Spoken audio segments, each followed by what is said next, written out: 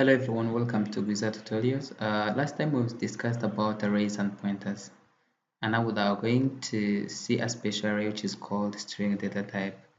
So twabonye yuko ubushize if you are declaring like int r, assume I'm declaring int r, that means there will be a pointer here which is called r, and that pointer will be holding the value or the address of the first value in our array. Assume here we are having 1000. This is like the address 1001, 1002, and then this will continue in the same way.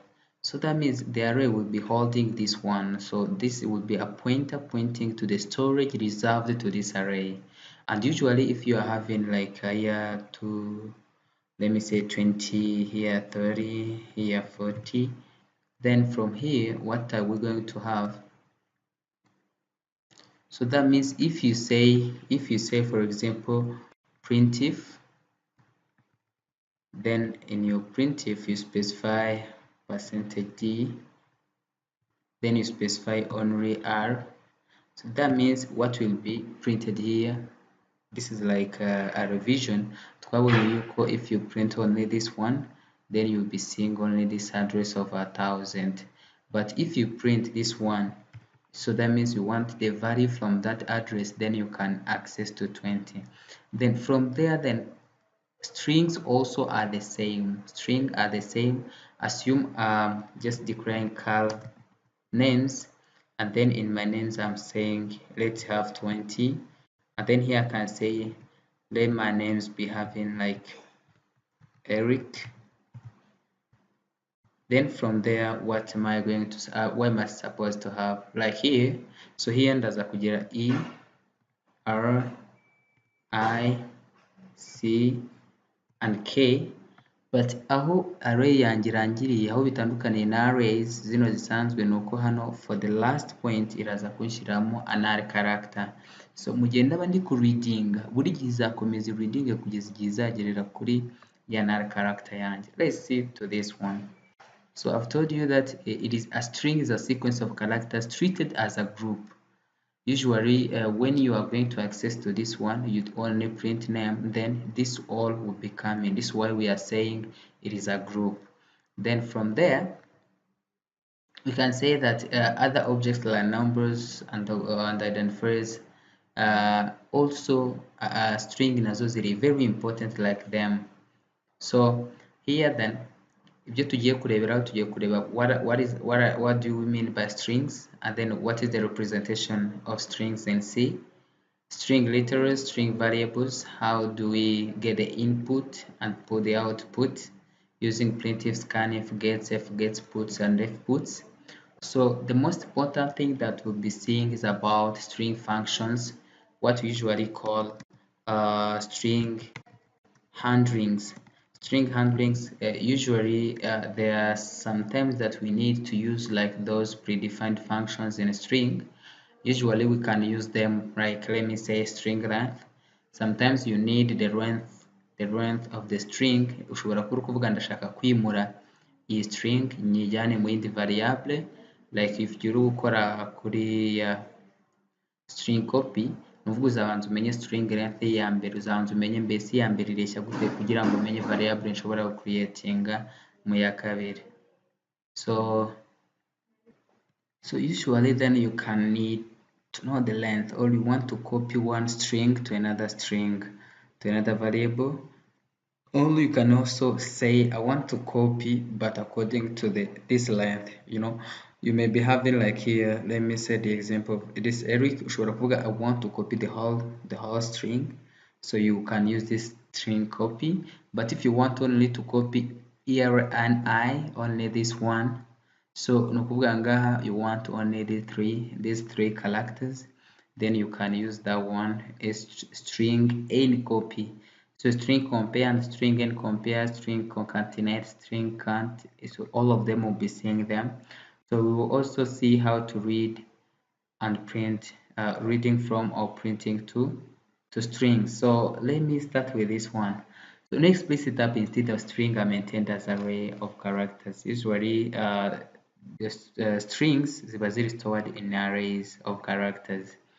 That array can be of any length. So ushobora kugira length from 1 to 1,000, from 1 to 100, but usually iyo uri kureadinga the string izamenya ko ugeze kuri the end of the string when it meets with this zero character or null character. Ibindi byose izakomeza ibisome kugeza igihe izagerera kuri null character, ariko nituza kureba turaza kubona yuko sometimes iyi ngiyi yakwemera kuri scanf iyi ngiyi this one cannot go in because for it doesn't accept this empty car. Turaza kubibona how do we deal with them and how can we arrange them. So then here on string letters,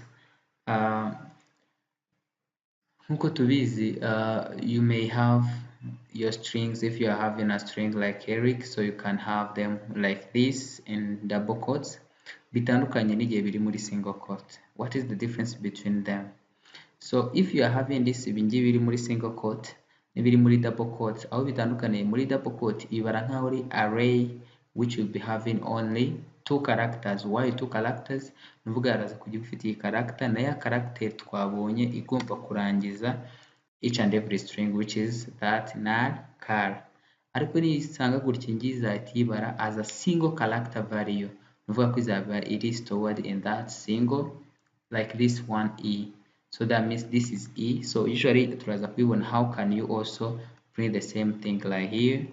Let me copy like this. So this is the same as doing it like this. Ibi ni kimwe cyo kubikora gutya.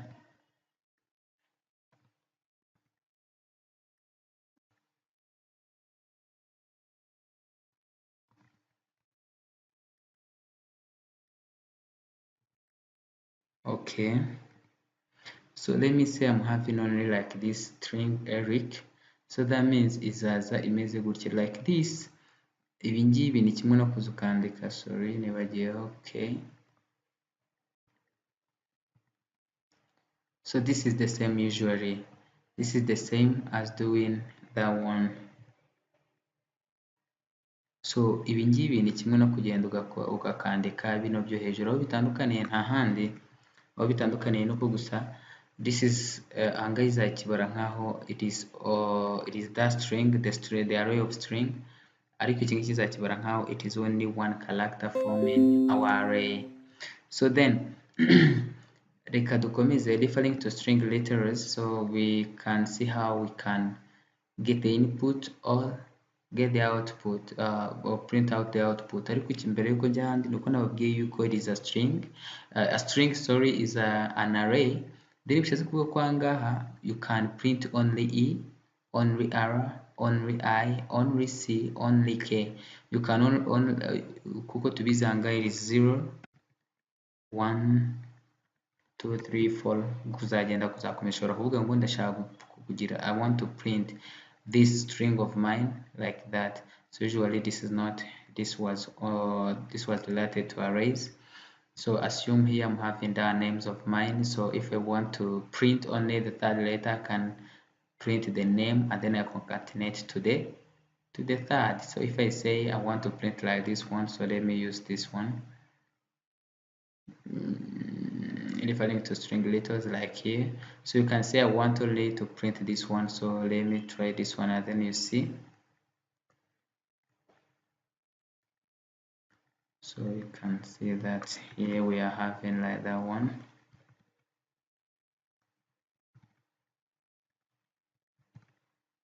So usually what will be the output of this program? Usually need to printing ni iyihe letter iri kuri index ya 0 ushatse kuvuga ko ni H, then you can have that one. Then so you can see that H is coming. So if I go to the third 0, 1, 2, 3, it will be L. So you can see it is L. So usually then ibingi ushobora kubikora uvuga ati ngenda ndashaka concatenating only for the first letter, ndashaka kugushyira kuri ordre alphabetique. Ushobora kuvuga ndashaka kubanza gukata kano karetre ka mbere nabarangiza bariko ngenda comparinga n'izindi zose. Uretse ko no muri string compare birashoboka. So you can see that as long as it is an array, then you can still accessing to it. but what is the difference between them and the arrays? Usually iyo tugiye kureba wenda tuvuge tugiye gushyira muri array, so if I'm having like an array, let me say I'm having int r. My int r is having like 5 elements, and then on my 5 elements, let me assume I'm having like this number. These are 5. Then no, let me not do it use like this. Then ninja kubwira user like printf, or I will say enter the 5 elements. This is very clear, and even the message is very clear to the user. Then I will need a for loop. Then my for loop will help me to go through. So let me say int I, which is equal to 0, I is less than 5, then my I plus plus, then I can come here and then I scanf everything, then percentage D, then I will need the % of mine, then my R I. So mushobora kubona yuko ahangaha uko byagenda kose turabizi ko agomba gushyiramo imibare 5, but which is different. This is very different to this one of mine. So assume I'm having my cal names. I assume I'm having these cal names. Let me say it is having 30 things, 30 letters. Then ndaza kumubwira ngo printf enter your name. Ntabwo ndibuze kumubwira ngo enter. I will say enter your name. Then I will not tell him or her enter 30 letters, 30 characters of your name. Bishatse kuvuga ko what will I only need? It is that pointer. I will only need a pointer. Let me say like that. I will only need a pointer. Assume I need a pointer which is called names. Then my name, assume here I'm having like 1,000, 1,001, 1,002. So nimba mbifite nka gutya, ntabwo ndi buze kwirirwa nkenera ngo nshaka icyo gushyira hano icyo gushyira hano, kuko ntazi na characters ashobora kuza gushyiramo. Then as long as kino ngifite, then nshobora guhita mubwira ngo izina rize rijye kuri for this address only. Icyo izakora izafata all the letters zishyire ku murongo, aho zirangirira ize gushyiraho ya null, the other null character. So usually this why when I'm just receiving the name, ngomba kuza receiving we know that it is s without the %, because I don't need, ntabwo nkeneye the address of where we are reaching. Ntabwo nkeneye kugenda nimuka the address, kubera ko n'undi byari bushyiremo arahita abishyiriramo rimwe kugeza igihe aho biri buze kurangirira. Do you get what I'm saying from here? So this is why usually here we don't press %. So no need of the %, because we know that as long as we are having the address of the first letter of the first storage of our array, then we can still being able to access to our array or string. Are we together? Then from here, then we can say, okay, so duplication or duplicate string retailers. So usually if you are having like this one and this one, they are not equal. Usually they cannot be equal because they are being stored in different locations. But when we'll be going to string compare, we can see that we even see how we can use all of them.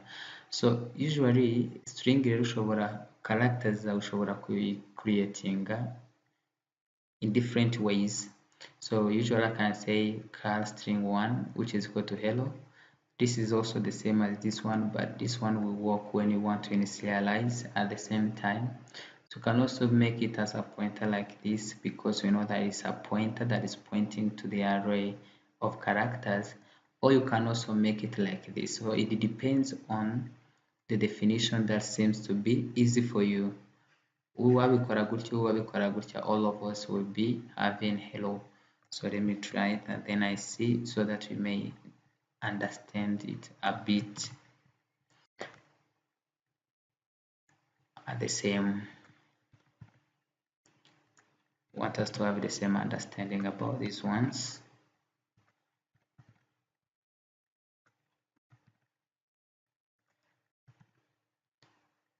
So usually this is it.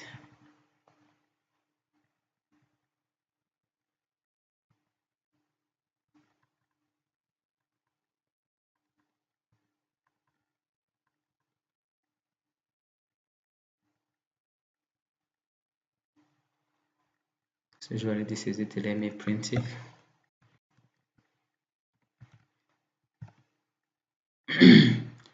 Percentage S, then I will have str1,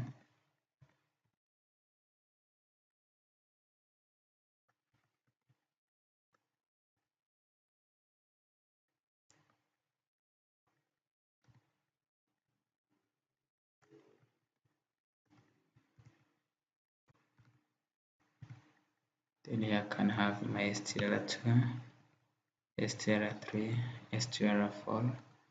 So if I print, then you can see that it is all hello, hello, hello, hello. So it depends on which way seems to be easy for you. So then from there we can also see how can we change the string variables. Usually we'll be seeing this one in string handlings much more than that, but what I can tell you is that assume I'm having in my program, I know that string1 is having error. Then I can say I want to change this hello to yellow. Then how can you change it? So what usually you have to do is to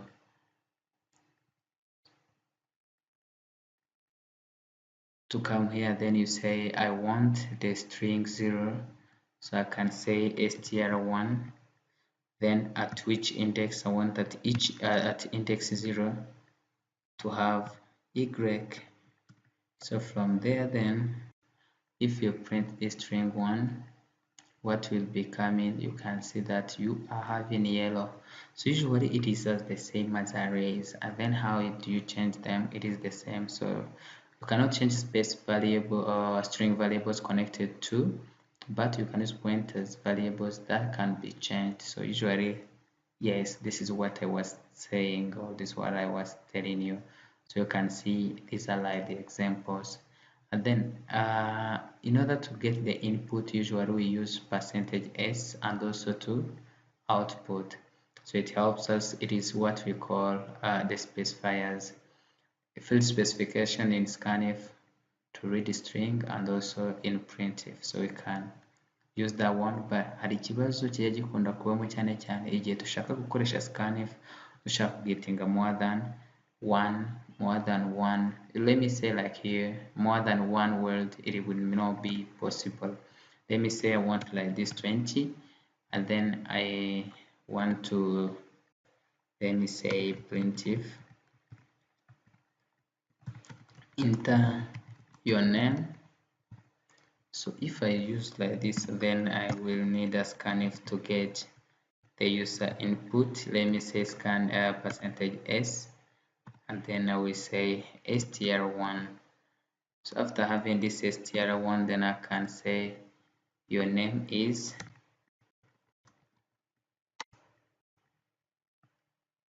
percentage %sn. So like this, what will to tell me enter your name? Let me say Gwiza.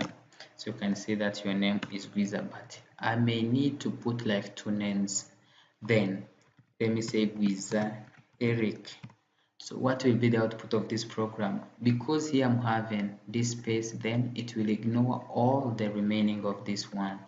So you can see that it is also telling me that my name is Gwiza. So if I have only Eric Gwiza, so that means, let me say Eric Gwiza. So then here it will only print this Eric. So usually in order to get the full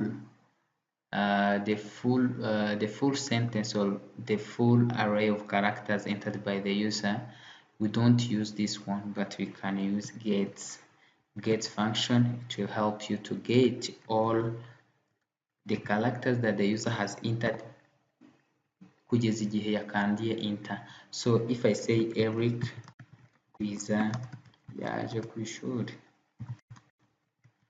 then ibi ngibi byose biraza kuba printed, ni ukuvuga iraza kurekera kuri savinga ari uko hanze hint. Kandi ikindi cyiza cy'iyi function ni uko ntabwo yirirwa yita kuri ibi ngibi. Even if I have like 5, so I can write even a paragraph of words.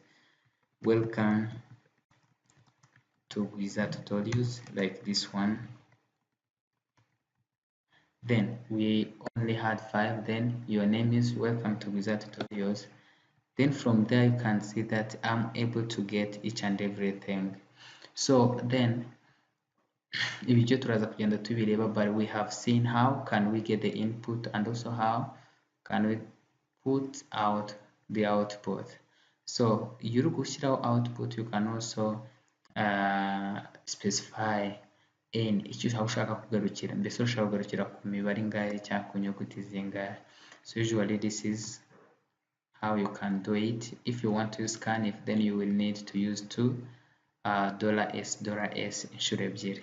So arrays of string nibyo ngibyo, ni ibijyanye n'ibyo.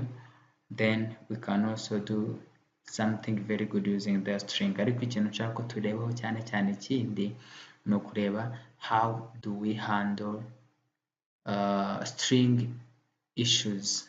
I mean, there are some functions that we can use in order to handle some string issues. Usually those string handlings nizo nababwiye, we can have like string length, string copy, string compare, and so on and so forth.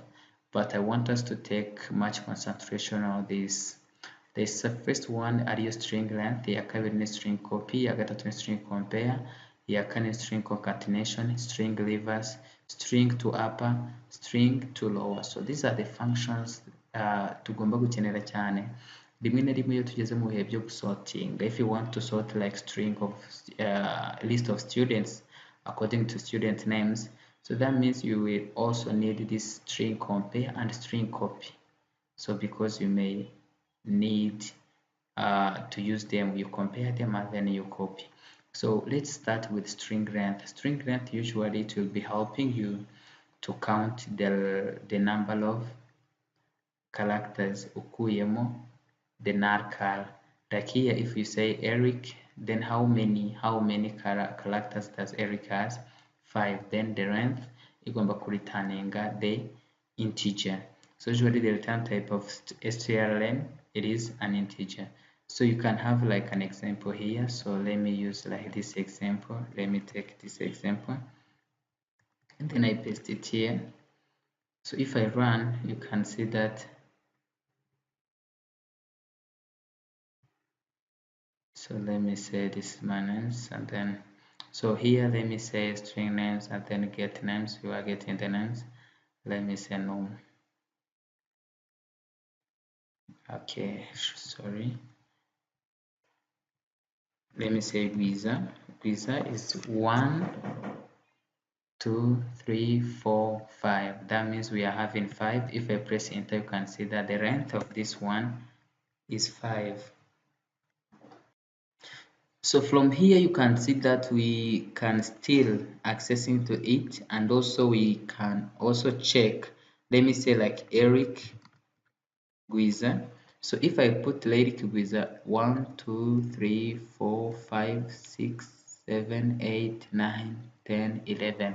So murabona yuko anga ikikora ibara even this empty spaces cyangwa ahatari inyuguti, ariko espace ya nyuma yo ntabwo ishyiramo kubera ko tuzuki ya nyuma ariho haba hari ya null character. So if I print or if I just press enter, you can see that I'm having 11 characters. So usually string length it is being used like that. So icya kabiri tugiye kujyaho ni string copy. String copy ushobora gukopiya uvuga ngo ndashaka kugarukira kuri iyi n, so you have to specify that n in the syntax, cyangwa ugiye gukora string copy gusa isanzwe you need only the character 1 na character 2, I mean the destination and the source. So you have to remember that ikibanza ni destination hagakurikiraho source. Then let me have like an example of it.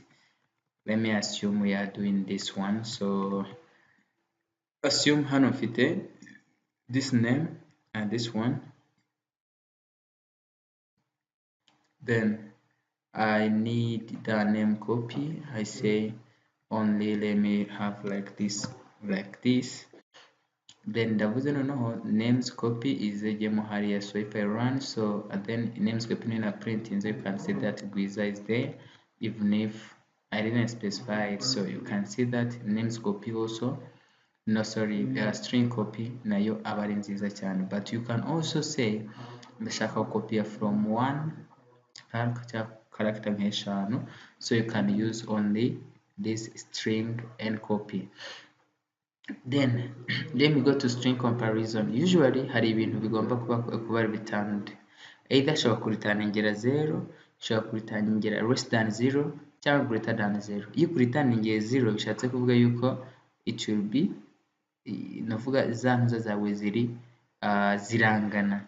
So usually 0 muri C programming hari igihe izana nare. Urugero, let me see whether we are having, yes, like this example. Let me use this example that we are having here to see. So here mfite Rugwiza, hano nkagira na Gwiza.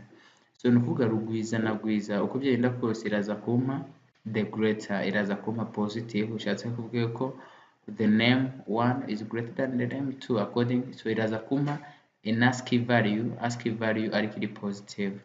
So if I run like this, so you will see that Rugwiza and Gwiza are not the same.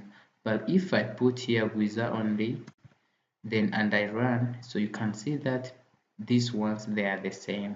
So usually you can use this one in order to check if someone is existing in the file. So you compare the input and also the file content. So let me go here. There's also what we call let me come here, then I say Gwiza like this. So if I say Gwiza like this, you can see it is not the same. Ariko icyo nakoze no gufata iyi G gusa nkagira upper, iyi ngiyi kabiri lower case, ako bakomeza akambwira ngo it is not the same. Then in order to see without taking care about the cases, so we can use this string case compare. String case compare is only the one that will be using. So string case compare. So let me run again, and then I see, so you can see Gwiza and Gwiza are the same. Why? Because it is not taking care about this case, uppercase and the lowercase. Usually you can use which function do you want. So let's see about concatenation. Usually string concatenation, let me say we are having two strings. We are having the first string, which is Gwiza, and the second string, which is Eric. Then I want to concatenate. Concatenation, you can have like this string 1, and also this is a string 2.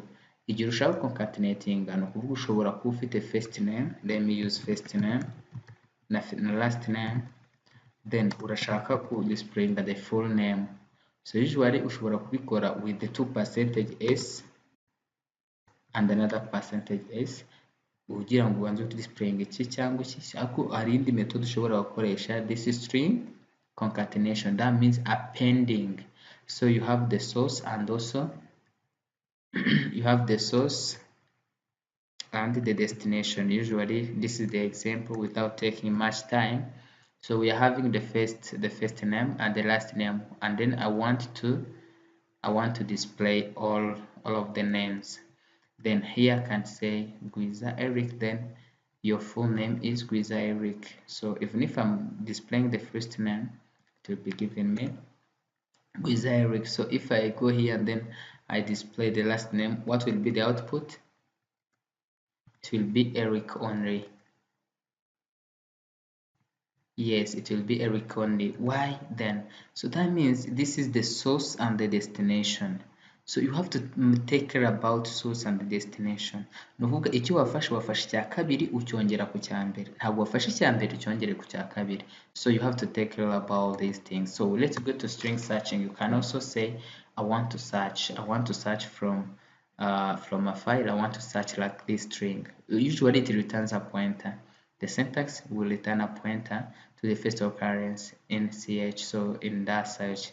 So that means nimba ari ikintu uri gusearchinga ukakibona, then izahita iguritaningira the pointer aho wasanze cya kindi cya mbere. So let me go to string reverse. Usually you may have like let me say here I'm having Gwiza. If I apply the function of reverse to Gwiza, then I will be having a ZIW then G, sorry. So iki ngiki nicyo nzabona, ubwo ni azigiwera cyane azigwe. So you can see if let me have like an example here. So nimba ndi kwihutamo gatoya, so it's a matter of time. Sometimes it's not good that the tutorial lasts longer, ariko these notes you will see them in the description. So I will give you the link in the description where you can download these notes.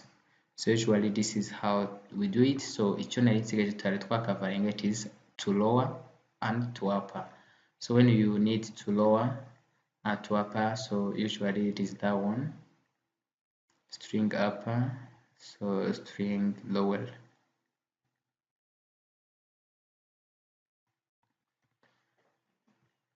Yep, this is the one. And then if you want to have like, this is Gwiza, then I want all of them to be in upper cases, then it is the same, and then Gwiza will be coming in the upper cases. So usually this is these are the string handlings. So thank you so much, thank you for watching this tutorial, and I think if you are having any comment or any problem, you can leave your comment, then I will then I will answer. So ndakeka ari ibyo ngibyo kuri iyi tutorial. Ubutaha tuzaza tureba kuri structures, tunareba no kuri memory allocation, kubera ko memory allocation nanze kuyikora tutorial yayo tutari twarangiza structures, kubera ko we are having some memory allocations regarding to structures and to array like malloc, calloc and realoc. So we'll be seeing like those memory allocation either in arrays and in structures. Just tuzabirebaho niyo next tutorial. So nimba hari umuntu ufite ikibazo icyo ari cyo cyose, so you can still asking your question. Ushobora kujya aho tutorial ibiri, let me say thank you, aho tutorial ibiri, then haba hari description comment field, then you leave your comment for me, I will answer. So thank you so much, have a great day.